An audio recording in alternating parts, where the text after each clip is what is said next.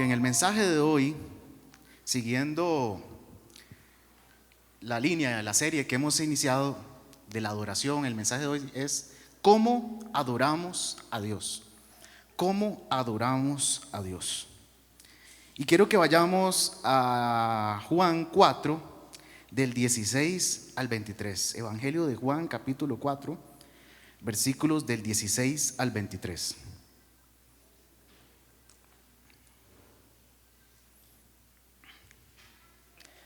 Entonces recordemos, este pasaje ya lo enseñó hace poco Janet, también la pastora Ana en un conversatorio, estuvo hablando con Blanquita y con Ivette y con Minor sobre este pasaje. Yo nada más lo quiero utilizar como introducción a lo que vamos a ver hoy. Dice, Jesús le dijo, ve, llama a tu marido y ven acá. Respondió la mujer y dijo, no tengo marido. Jesús le dijo, bien has dicho, no tengo marido, porque 5 maridos has tenido y el que ahora tienes no es tu marido. Esto has dicho con verdad. Le dijo la mujer, Señor, me parece que tú eres profeta. Nuestros padres adoraron en este monte y vosotros decís que en Jerusalén es el lugar donde se debe adorar. Jesús le dijo, mujer, créeme que la hora viene cuando ni en este monte ni en Jerusalén adoraréis al Padre. Vosotros adoráis lo que no sabéis. Nosotros adoramos lo que sabemos, porque la salvación viene de los judíos. Mas la hora viene, y ahora es, cuando los verdaderos adoradores adorarán al Padre en espíritu y en verdad, porque también el Padre tales adoradores busca que le adoren. Muy bien, entonces esta es la conversación de Jesús con la mujer samaritana. Para contextualizar un poco, Israel en su momento fue un reino unificado, 12 tribus. Pero luego de la muerte del rey Salomón, el reino se dividió en 2. 10 tribus se fueron para el norte y 2 quedaron en el sur. Ahora usted puede decir que es desproporcionado, 10 contra 2. Pero resulta que aunque los del sur solo eran 2, se quedaron con la mejor parte. Se quedaron con Jerusalén, se quedaron con el templo, se quedaron con toda la historia, toda la cultura. Y entonces los del norte se quedaron prácticamente sin identidad, no sabía quién eran y tuvieron que ver qué hacían. Y parte de las cosas que tuvieron que hacer, bueno, ellos establecieron su propia capital ahora, Samaria, y también establecieron un lugar donde adorar, el monte Gerizim. Entonces eso es lo que la mujer tiene en su mente, que es bien interesante, porque vean que Jesús está hablando acerca de trae a tu marido, le dice no tengo, sí, has tenido 5, y la mujer olímpicamente cambia el tema, así olímpico. Dice, ¿a dónde hay que adorar? Lo interesante es que Jesús le sigue la corriente a la conversación y a la pregunta, pero Jesús no le responde la pregunta directamente, porque la mujer le pregunta ¿dónde? Pero Jesús le responde ¿cómo? ¿Cómo hay que adorar? Ahora, ¿cómo adorar a Dios? Tiene 2 dimensiones, la interna y la externa. La interna tiene que ver con lo que decía Jesús, en espíritu y en verdad. Lo que hay en nuestro corazón, lo que nos mueve, lo que nos impulsa, lo que nos hace responder a Dios en adoración. Y lo externo tiene que ver con las formas o expresiones de adoración. Las formas en que nosotros podemos expresar externamente eso que nació internamente. Entonces lo que nosotros vamos a ver hoy es enfocarnos en la parte externa. Es decir, cuáles son las formas, las expresiones de adoración que están en la Biblia, con las cuales nosotros debemos adorar. Y aquí esto es algo muy importante. Quiero que leamos Isaías 29:13. Tal vez si le bajan un poquito el monitor. Isaías 29:13. Dice así: dice pues el Señor, porque este pueblo se acerca a mí con su boca y con sus labios me honra, pero su corazón está lejos de mí y su temor de mí no es más que un mandamiento de hombres que les ha sido enseñado. Entonces aquí dos cosas importantes. No podemos adorar en espíritu y en verdad si nuestro corazón está lejos de Dios. Y lo otro muy importante es que vean el reclamo que hace Dios. Ustedes me adoran, pero con formas que los hombres les han enseñado. Y esto es muy importante porque nosotros adoramos de las formas que la Biblia nos enseña. No lo que alguien inventa, no lo que alguien llega diciendo, aquí tengo la nueva forma de adoración. No, eso es un charlatán. La forma en que adoramos es como está en la Biblia. Y eso nos debe ser suficiente para adorar a Dios. Entonces lo que vamos a ver hoy son las formas que Dios estableció en la Biblia, en su palabra, para que le adoremos. Y vean que parte interesante, lo que vamos a ver es que casi que todas las formas de adoración están en el libro de Génesis. Es bien interesante. ¿Están listos para iniciar esto? Muy bien. Así que vamos a partir del puro inicio. Recordemos a Adán y Eva. Ellos tenían una comunión con Dios en el jardín del Edén. Esa comunión con Dios se rompió por el pecado.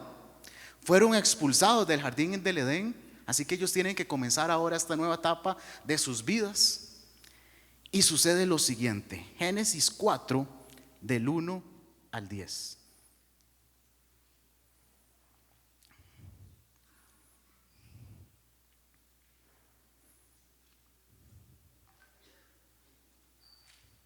Ahora sí. Dice: conoció Adán a su mujer Eva, la cual concibió y dio a luz a Caín, y dijo: por voluntad de Jehová he adquirido varón. Después dio a luz a su hermano Abel, y Abel fue pastor de ovejas, y Caín fue labrador de la tierra. Y aconteció, andando el tiempo, que Caín trajo del fruto de la tierra una ofrenda a Jehová, y Abel también de los primogénitos de sus ovejas, de lo más gordo de ellas. Y miró Jehová con agrado a Abel y a su ofrenda, pero no miró con agrado a Caín y a la ofrenda suya. Y se ensañó Caín en gran manera, y decayó su semblante. Entonces Jehová dijo a Caín: ¿por qué te has ensañado? ¿Y por qué ha decaído tu semblante? Si bien hicieres, no serás enaltecido, y si no hicieres bien, el pecado está a la puerta. Con todo esto, a ti será su deseo, y tú te enseñorearás de él. Y dijo Caín a su hermano Abel: salgamos al campo. Y aconteció que, estando ellos en el campo, Caín se levantó contra su hermano Abel y lo mató. Y Jehová dijo a Caín: ¿dónde está Abel tu hermano? Y él respondió: no sé. ¿Soy yo acaso guarda de mi hermano? Y él le dijo: ¿qué has hecho? La voz de la sangre de tu hermano clama a mí desde la tierra. Aquí tenemos, hermanos, una escuela de adoración impresionante. En primer lugar, aquí viene lo primero que me llama la atención es, vean que en este momento estamos en el puro inicio, Caín y Abel. Es decir, no hay templo, no hay tabernáculo, no hay ley, no hay nada. La pregunta es: ¿quién les dijo a Caín y Abel que tenían que llevarle una ofrenda a Dios?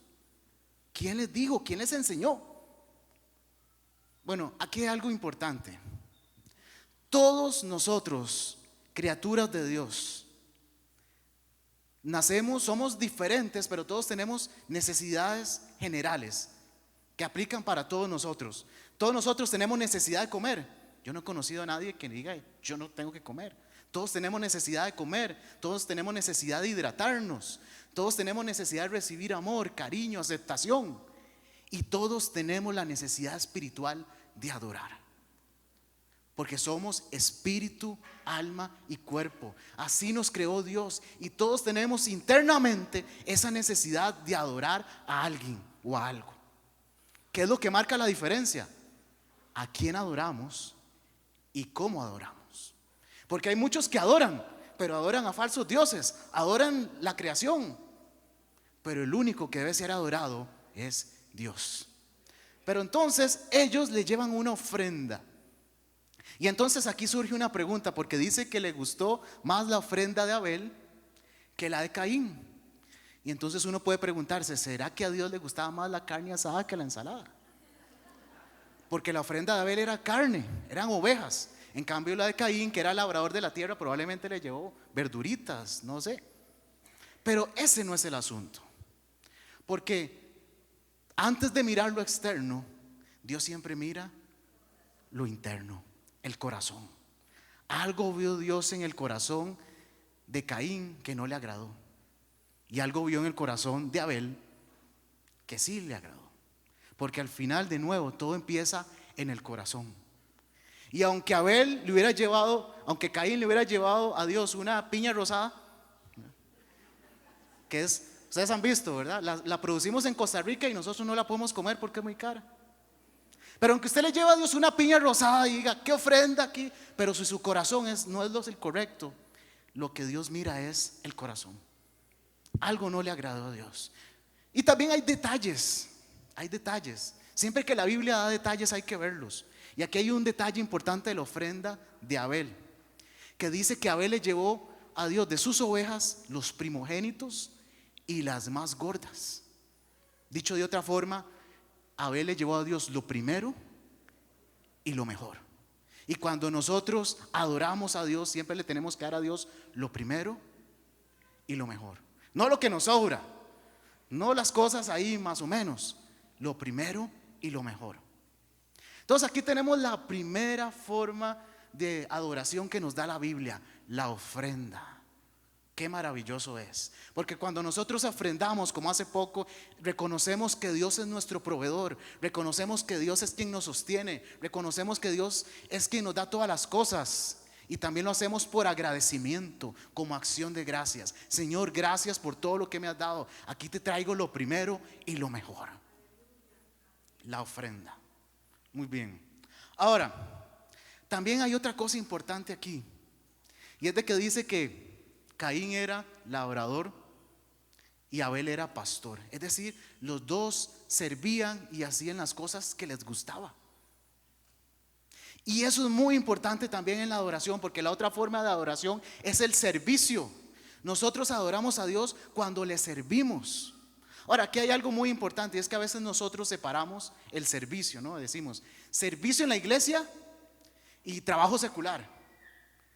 Pero nosotros debemos de entender que nosotros somos adoradores siempre, en todo momento, en toda circunstancia, en cualquier lugar. Así que nosotros, no importa si estamos en la iglesia o en la oficina o en el aula o en la casa o en el campo, donde sea, siempre tenemos que servir a Dios con honor, dando nuestro mejor esfuerzo, tratando de ser los mejores, siendo responsables, siendo puntuales, tratando de que todo ese potencial que Dios nos dio lo podamos aprovechar y sacarle el máximo provecho. Porque la Biblia dice, Colosenses 3:23, todo lo que hagan, háganlo de corazón y para Dios. Todo lo que porque nosotros somos adoradores en todo tiempo. Porque adorador no tiene que ver con un momento, tiene que ver con nuestra vida, con todo lo que somos, con todo lo que hacemos. Así que también cuando usted encuentre algo que le apasione, algo que haga latir su corazón, usted también es un adorador cuando usted trata de ser la mejor versión de usted. Cuando usted se esfuerza, cuando usted dice, voy a crecer, voy a aprender, voy a desarrollarme, voy a dar mi mejor esfuerzo, me equivoqué, pero voy a seguir adelante porque quiero agradar a Dios. Así que cuando encuentre algo que haga latir su corazón, trate de ser la mejor versión de sí mismo. No sea del promedio, no sea mediocre. Trate de darle a Dios siempre lo mejor. Y darle a lo mejor a Dios no significa que usted no se vaya a equivocar, porque todos nos vamos a equivocar. No se trata de ser perfectos, porque de hecho la palabra perfección en la Biblia no significa alguien que no se equivoca. Alguien perfecto es alguien maduro. Y alguien maduro, las personas maduras son las que se equivocan, pero aprenden de sus errores. Que se equivocan, pero buscan ayuda. Que se equivocan, pero buscan a Dios porque saben que lo necesitan. Amén.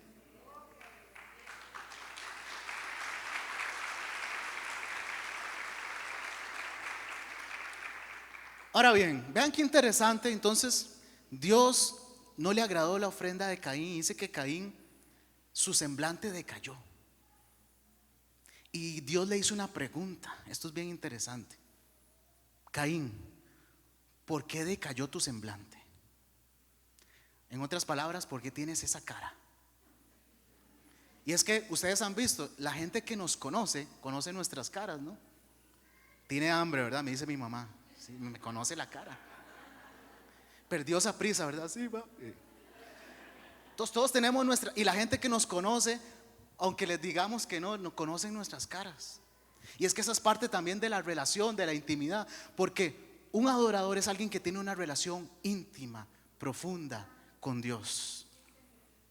Jesús decía, ustedes adoran lo que no conocen. Pero conocer, la palabra conocer no es información. La palabra conocer tiene que ver con intimidad. Lo acabamos de leer, de hecho.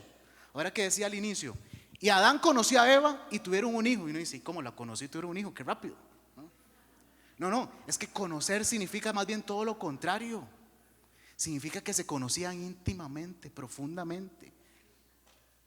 Esa es la relación que el adorador debe tener con Dios. Pero para construir una relación profunda, íntima, debe haber sinceridad, debe haber transparencia. Yo me hago esta pregunta. ¿Qué hubiera pasado si ante la pregunta de Dios a Caín, ¿por qué decayó tu semblante? ¿Qué hubiera pasado si Caín hubiera abierto su corazón y le hubiera dicho a Dios, Dios, la verdad es que sí, no me gustó que no te agradara mi ofrenda, me sentí mal, tengo odio, estoy con odio contra mi hermano, ayúdame, no me siento bien así? ¿Qué hubiera pasado si Caín hubiera abierto su corazón de esa manera? Creo que la historia hubiera sido diferente. Pero así es como debe ser nuestra relación con Dios, sincera, abierta, sin máscaras, sin apariencias. Como decía la pastora Ana hace unos días, si Dios nos conoce mejor que nosotros mismos, pero Él quiere que nosotros le respondamos, que conversemos con Él, que le abramos nuestro corazón, porque así es como se construye una relación profunda e íntima. Un adorador debe tener una relación íntima con Dios, que si Dios le dice, ¿por qué tienes esa cara? El adorador le dice, Señor, así es como me siento, ayúdame. Amén.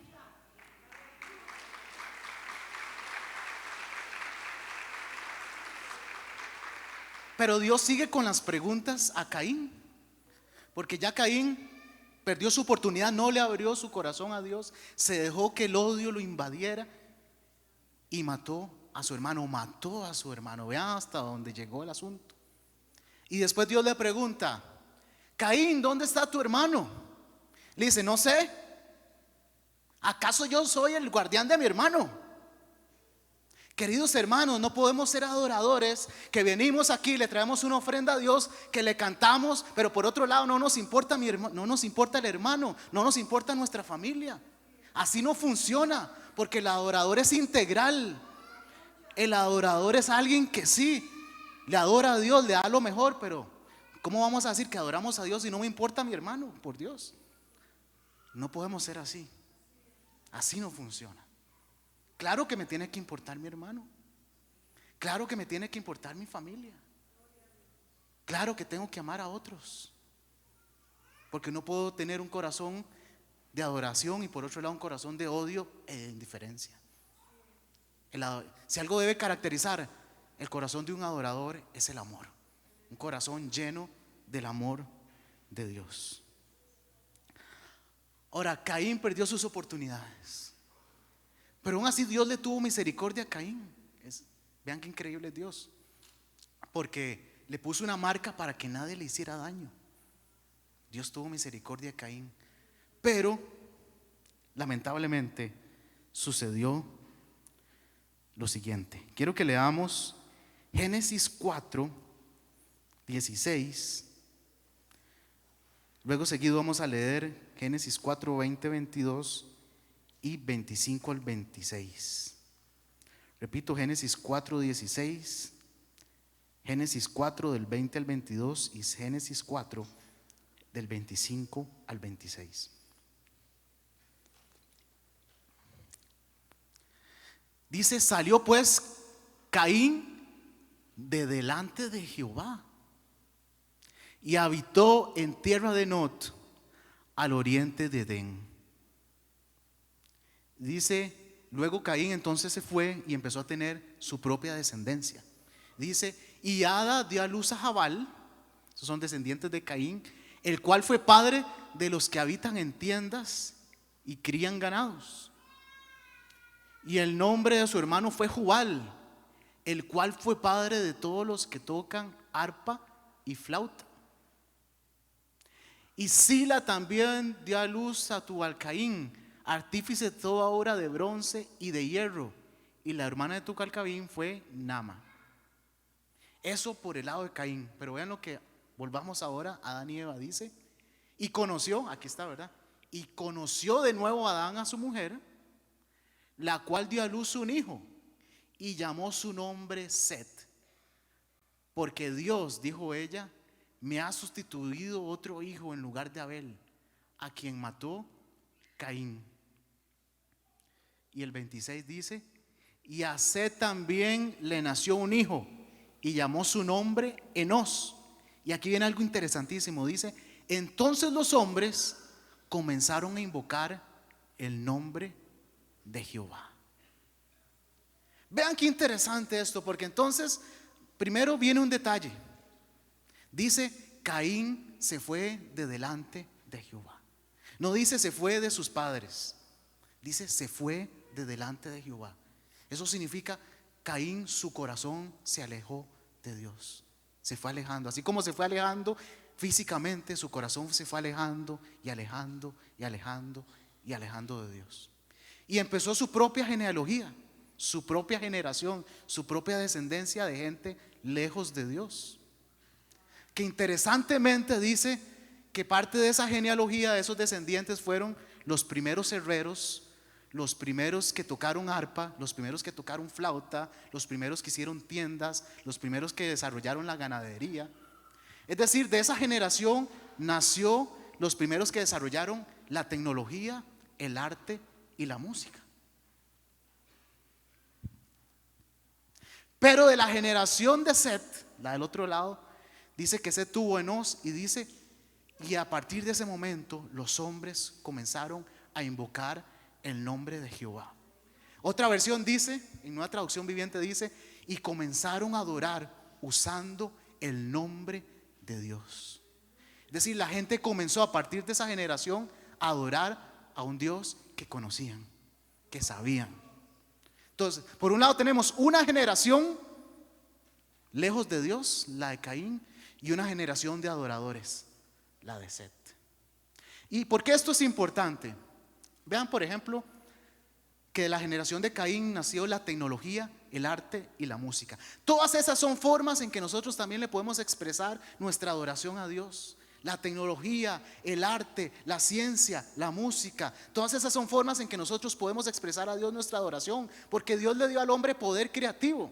La palabra tecnología a veces la relacionamos nada más con computadoras, con software, pero la tecnología es todo lo que el hombre toma de la creación, lo transforma para su beneficio, para mejorar su calidad de vida, para ser más eficiente.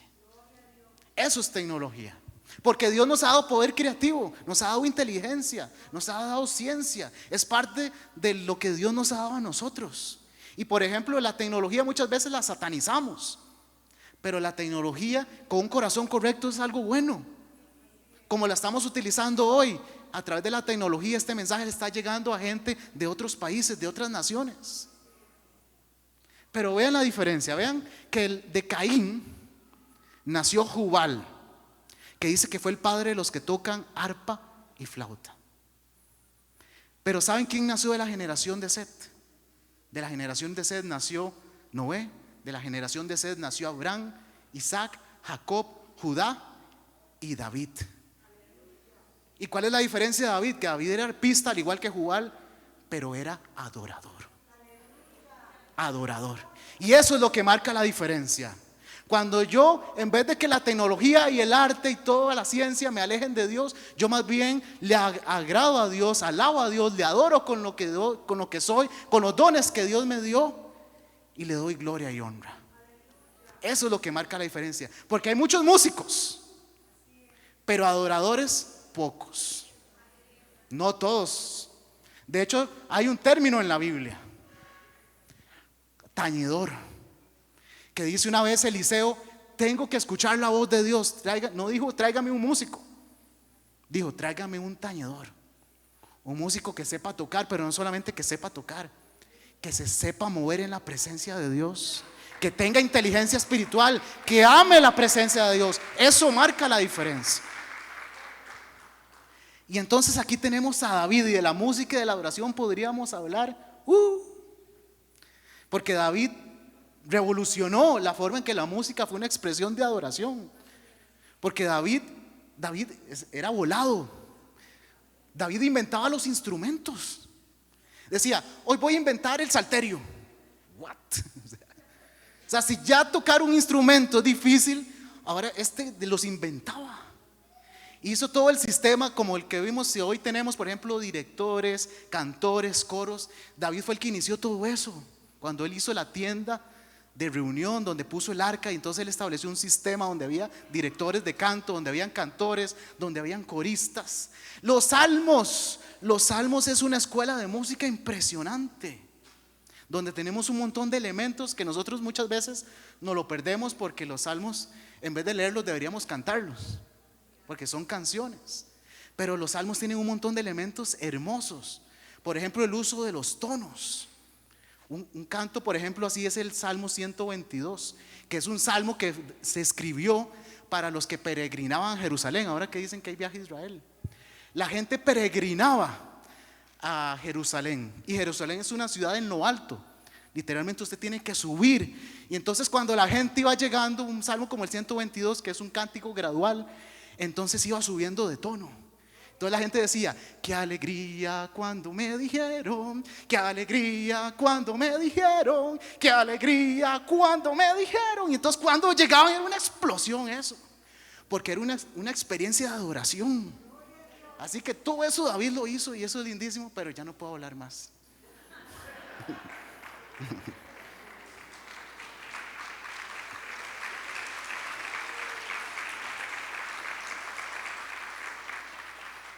Volvamos a Caín. Entonces con Caín nació una generación lejos del corazón de Dios. Y cuando una generación está lejos del corazón de Dios, el fin es inminente: inmoralidad, corrupción, pecado. Y eso fue lo que pasó con la generación de Caín.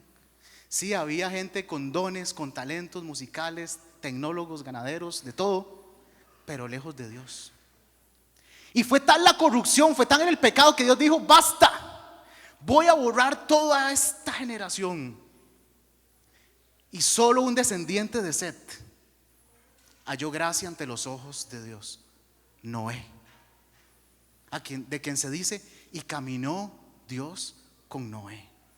Así que Dios tomó a Noé y le dijo, construye un arca, porque voy a salvarte a ti y a tu familia. Así que Noé construyó el arca, a pesar de las burlas, de las críticas, porque la Biblia dice que en ese momento no se conocía la lluvia. Y Noé construyendo un arca para un diluvio, y le decían, está más loco que la cabra que va a meter en el arca. O sea, pero Noé no importa, él fue obediente, duró años y años construyendo el arca. Vino el diluvio, solo Noé y su familia y los animales que metió sobrevivieron. ¿Y qué fue lo primero que hizo Noé cuando salió del arca? ¿Qué fue lo primero que hizo Noé cuando salió del arca? Vamos a leerlo. Génesis 8, del 18 al 21.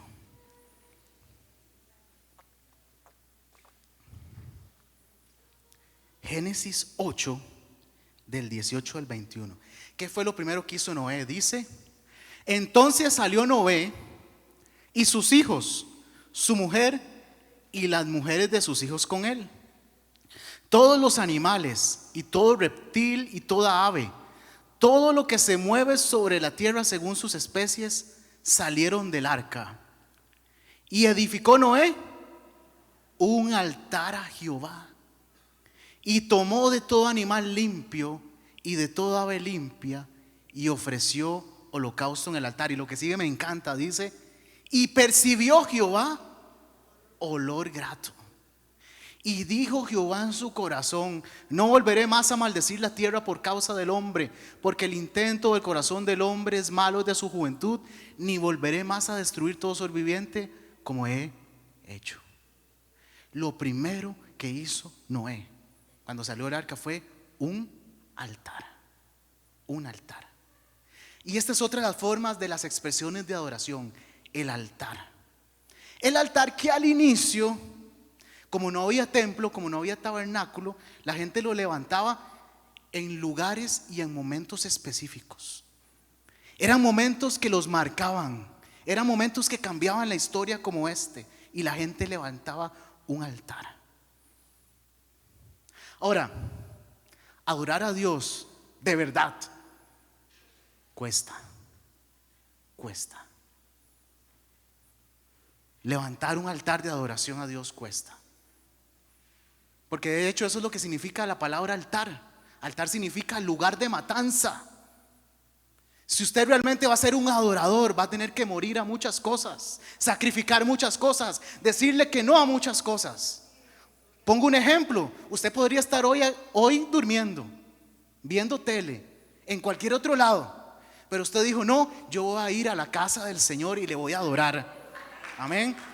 Y eso es importante, porque no todo el mundo está dispuesto a eso. No todo el mundo está dispuesto a morir. No todo el mundo está dispuesto a llevar sus sueños, sus deseos, sus anhelos, lo que quiere hacer al altar y sacrificarlo y matarlo. Adorar cuesta. Ahora hablamos de David. David de una vez se jaló un tortón, como decimos en Costa Rica. Es decir, cometió un error así olímpico, porque hizo un censo que Dios no le había mandado a hacer. Y dice que apenas terminó, dice que le pesó en su corazón. David dijo: metí la pata. Y aquí, quién sabe lo que viene. Y dice que llegó un profeta y le dijo: David, dice Dios que, usted sabe que se equivocó, ¿verdad? Le doy 3 castigos para que escoja. Oiga. Pero David dijo: ay, Dios mío, sí. Y dice: tengo que hacer un altar, tengo que hacer un holocausto, tengo que hacer un sacrificio, porque mi corazón me pesa. Y entonces, como él ya era rey en ese momento, llegó un hermanito con muy buenas intenciones y le dice: rey, yo le regalo un terrenito para que usted haga el altar. ¿Y qué le dijo David? No, yo no voy a levantar un altar, yo no voy a hacer un holocausto a Dios que no me cueste nada. Porque adorar cuesta. Porque hay que decirle que no a muchas cosas. Hay muchas distracciones, hay muchas excusas que podemos deponer. Estoy cansado, no tengo tiempo, que aquí, que lo otro. A veces el sacrificio es levantarse. Hay gente que no le cuesta levantarse. Hay otros como yo que sí. Ya que tenemos que luchar con nosotros mismos, el diablo, la cobija y el despertador al mismo tiempo.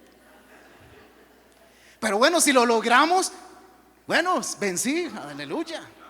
Pero entonces, cuando usted ya encontró, dispuso, apartó ese momento, que sea como esos altares que levantaban los patriarcas, que eran altares que eran significativos y memorables. Porque no solamente eran altares que representaban el momento, sino que muchas veces eran memoriales, para que la gente recordara: aquí se levantó un altar porque Dios hizo esto, porque Dios se me apareció, porque salimos del arca, porque cruzamos el río Jordán. Eran momentos significativos y memorables. Cuando levantes un altar de adoración en tu casa, con tu familia, cuando apartes ese tiempo, aunque te cueste, pero que valga la pena, que tú digas: adoré. Nunca voy a olvidar este momento. No podemos permitir que la adoración se vuelva algo habitual, rutinario. Cada momento en que adoramos tiene que ser un momento significativo y memorable.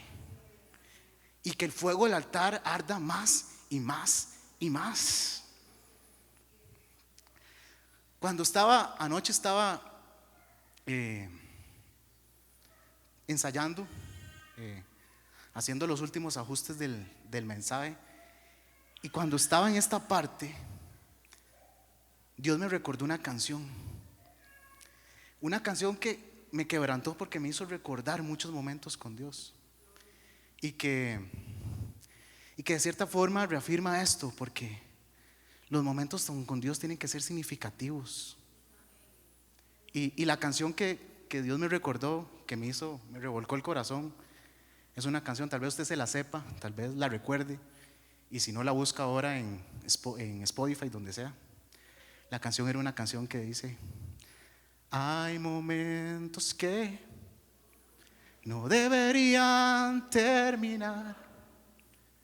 Hay segundos que debieran ser eternidad cuando tu espíritu, Señor, se toca con el mío y mi corazón estalla en adoración.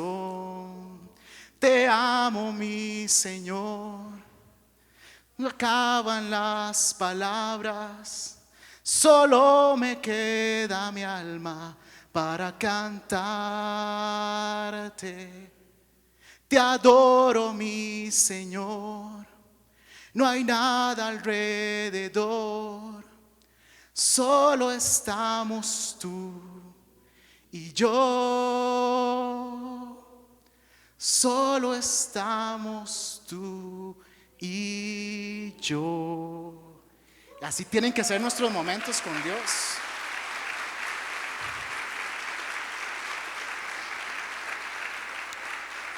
Que usted diga: Señor, ojalá nunca se terminara este momento, porque no hay nada mejor que estar con Él. Y un adorador ama estar con Dios y no cuenta los minutos, se le van. Se le van. Muy bien. Ahora, entonces aquí tenemos a Noé, el primero que levantó un altar. Y sabemos que de Noé vino Abraham, con quien Dios comenzó un proyecto. Y quiero que leamos esta otra forma de expresión de adoración que vemos aquí. Génesis 14, del 17 al 20. Génesis 14, del 17 al 20. Abraham había tenido que ir a luchar porque su sobrino Lot había sido atrapado. Así que él se tuvo que aliar y hubo una lucha con varios reyes. Los derrotaron. Y siempre que se ganaba una guerra quedaba un botín. La gente tomaba un botín. Y entonces dice que Abraham va con el botín de guerra y sucede esto. Dice: cuando volvía de la derrota de Kedorlaomer y de los reyes que con él estaban, dice, salió el rey de Sodoma a recibirlo al valle de Sobe, que es el valle del rey. Entonces Melquisedec, rey de Salem y sacerdote del Dios Altísimo, sacó pan y vino y le bendijo diciendo: bendito sea Abraham del Dios Altísimo, creador de los cielos y de la tierra. Y bendito sea el Dios Altísimo que entregó tus enemigos en tu mano. Y dice: y le dio a Abraham los diezmos de todo. Aquí podría haber todo un mensaje acerca del sacerdocio del creyente y todo, pero aquí lo importante es ver otra forma de expresión de adoración. Hemos hablado de la ofrenda, hemos hablado del servicio, hemos hablado también del altar, y aquí tenemos la otra forma, el diezmo, como forma de adoración. Y esto es importante porque una cosa es el diezmo y una cosa es la ofrenda. Y un adorador completo diezma y ofrenda. Y hasta ahí lo voy a dejar.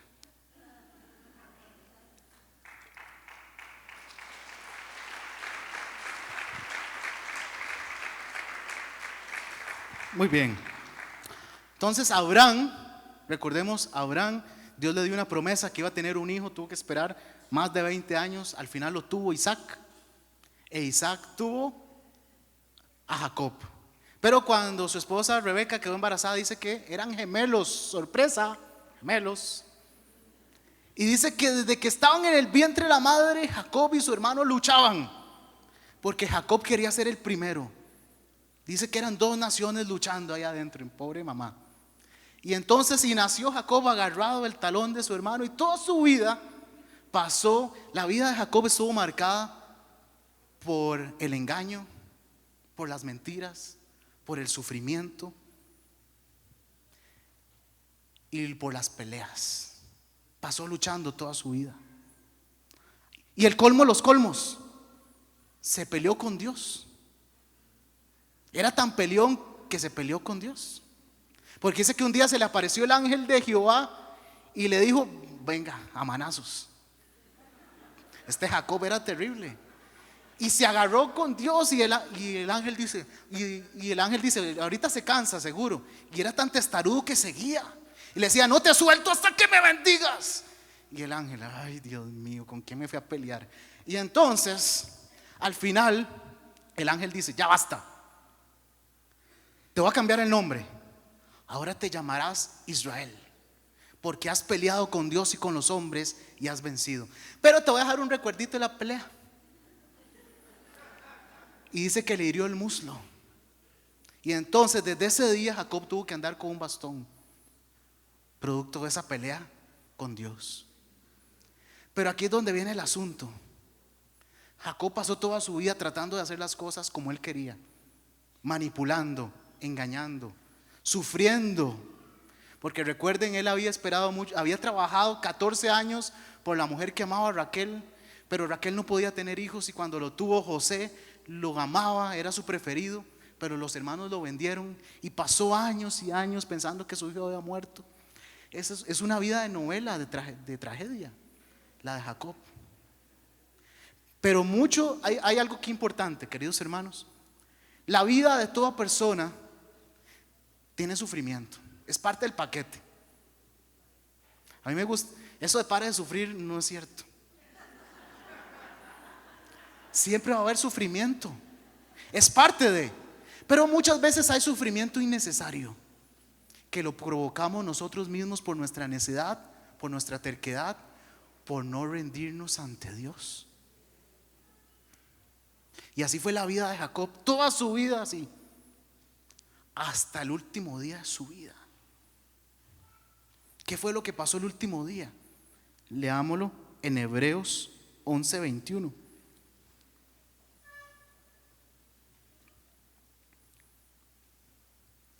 Entonces Jacob, aunque andaba con el bastón, nada que se rendía. Dice, y aquí estoy. Y dice, por la fe Jacob, al morir, bendijo a cada uno de los hijos de José. Y dice, y adoró apoyado sobre el extremo de su bordón. Hasta el último día se postró. Hasta el último día se rindió ante Dios. Hasta el último día dejó de pelear. Pregunta, hermano, ¿tiene que esperarse usted hasta el último día de su vida para postrarse y rendirse ante Dios? ¿Por qué no lo hace hoy?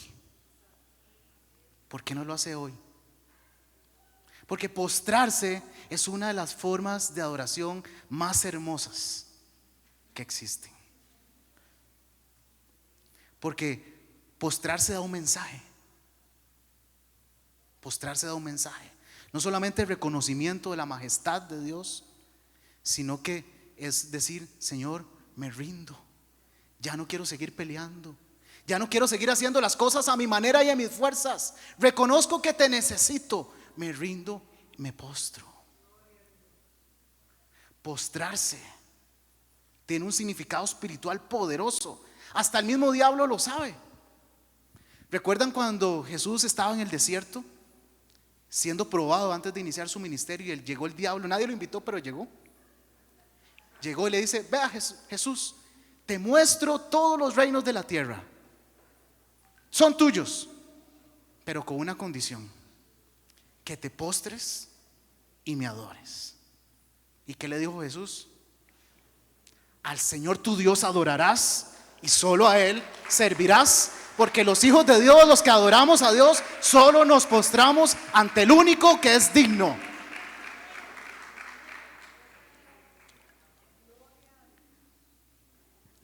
Postrarse, el libro de Apocalipsis es un libro que nos da una ventana de la adoración celestial y futura.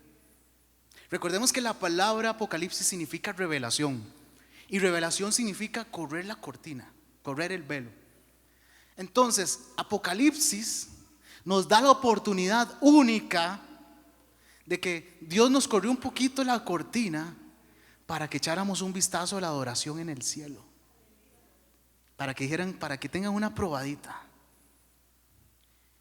Y veamos estos pasajes de Apocalipsis que nos dan esos vistazos de la adoración celestial. Apocalipsis dice 5:8. Y cuando hubo tomado el libro, los 4 seres vivientes y los 24 ancianos se postraron delante del Cordero. Todos tenían arpas y copas de oro llenas de incienso, que son las oraciones de los santos. Seguimos. Los 4 seres vivientes decían amén, y los 24 ancianos se postraron sobre sus rostros y adoraron al que vive por los siglos de los siglos. Y todos los ángeles estaban en pie alrededor del trono y de los ancianos y de los 4 seres vivientes, y se postraron sobre sus rostros delante del trono y adoraron a Dios.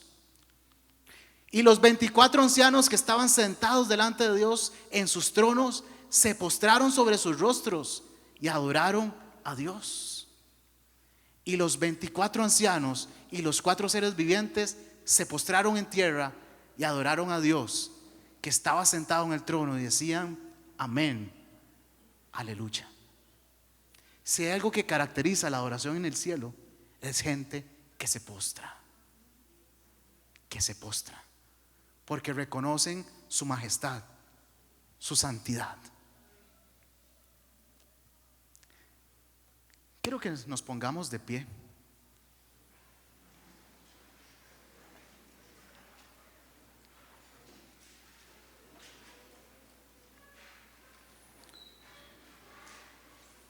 Señor,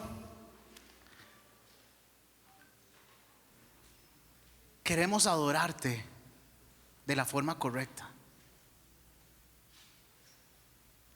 Queremos adorarte en espíritu y en verdad. Pero no podemos hacerlo si nuestro corazón está lejos de ti. Y por eso hoy te quiero pedir, Señor, que si hemos alejado nuestro corazón de ti, si nos hemos alejado poco a poco, que tú nos atraigas de nuevo, que nos acerques a ti otra vez, para estar cerca tuyo, para conocerte, porque conocerte es conocer a la persona más maravillosa del universo. Queremos conocerte para adorarte mejor, como te gusta. Ayúdanos, Señor, a ser sinceros contigo cuando estemos delante de ti. Que cuando tú nos digas por qué tienes esa cara, por qué decayó tu semblante, que podamos decir con toda sinceridad y humildad: Señor, así es como me siento, pero por eso estoy delante tuyo, porque te necesito, porque ya no me quiero sentir así, porque quiero que quites esto de mi corazón que no está bien. Ser adoradores que le dan a Dios lo primero y lo mejor, no las obras, no cosas a medias, no cosas mediocres. Lo primero y lo mejor de todo lo que tenemos y de todo lo que hacemos, porque queremos, Señor, traer ofrenda que suba como olor grato a ti, que te agrade, pero que te agrade primero nuestro corazón, porque lo hacemos con alegría, con reconocimiento de que tú nos sostienes, de que tú eres nuestro proveedor, de que dependemos de ti, de que todo lo que hagamos siempre lo hagamos con excelencia, no para agradar a los hombres, sino para agradarte a ti primero. Ya sea en la oficina, en la iglesia, en el trabajo, en la casa, en el aula, en el campo, en la ciudad, donde estemos, que siempre seamos adoradores, adoradores que reflejen tu amor con nosotros, no dobles caras que vienen a adorar, pero su corazón está lejos de ti, no le importa el hermano, no le importa la familia. No, que realmente reflejemos que somos adoradores en todas las áreas de nuestra vida, que seamos, Señor, fieles en nuestro diezmo y en nuestra ofrenda, que levantemos altares, Señor, aunque muchas veces nos cuesta sacar esos momentos, porque hay tantas cosas que nos distraen, que nos roban el tiempo. Pero, Señor, en medio de este mundo lleno de distracciones, de entretenimiento, de cosas, que hay una generación de adoradores como la de Seth, gente que dice: no me importa todo eso, aquí vengo, Señor, ante tu altar y traigo y muero a todo esto, traigo holocausto, muero a mí mismo, porque mi deseo primario, mi prioridad es adorarte, y quiero adorarte, Señor, con todo mi corazón. Quiero adorarte, Señor, para que sea un momento significativo, memorable. No una rutina, no algo que hago por hacer, sino algo que me marque de por vida, que quede en mi mente y en mi corazón. Y Señor, hoy quiero rendirme ante ti, primero en mi corazón, postrarme primero en mi corazón y decirte: el trono de mi vida ya no lo ocupo yo, tú eres el rey de mi corazón. Me rindo a ti. Ya no quiero seguir peleando, ya no quiero seguir haciendo las cosas a mi manera. Me postro y me rindo ante ti. Y hoy, con corazones rendidos, y si usted lo quiere hacer físicamente, lo puede hacer. Hoy, rendidos, postrados, Señor, queremos darte nuestra mejor adoración. Y así como cuando Noé salió del arca, dice que Jehová percibió olor grato, que hoy nuestra adoración suba como olor grato delante de ti. Una adoración, un altar significativo y memorable, porque tú lo mereces.